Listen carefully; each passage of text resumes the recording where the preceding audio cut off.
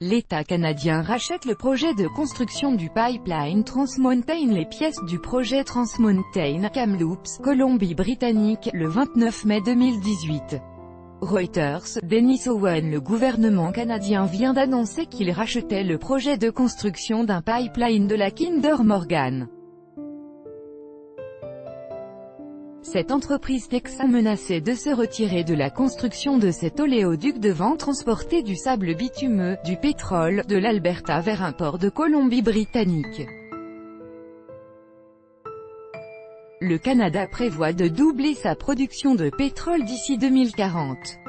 La prise en main par le gouvernement du projet, pour près de 3 milliards d'euros, ne fait pas l'unanimité dans le pays. Avec notre correspondante au Canada, Pascale Guéricola, à part la première ministre de la province de l'Alberta, qui rêve d'exporter son pétrole ailleurs qu'aux États-Unis, peu d'élus se réjouissent de voir le gouvernement canadien prendre en charge la construction du pipeline Trans Mountain. Ce projet suscite en effet beaucoup d'opposition depuis plusieurs années. Des groupes environnementaux et des nations amérindiennes font appel aux tribunaux pour le bloquer.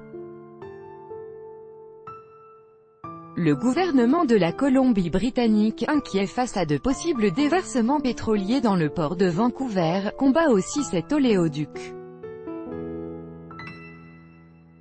Pourtant, le gouvernement canadien défend le projet, qui devrait créer des milliers d'emplois. Rien ne dit que le futur oléoduc verra le jour.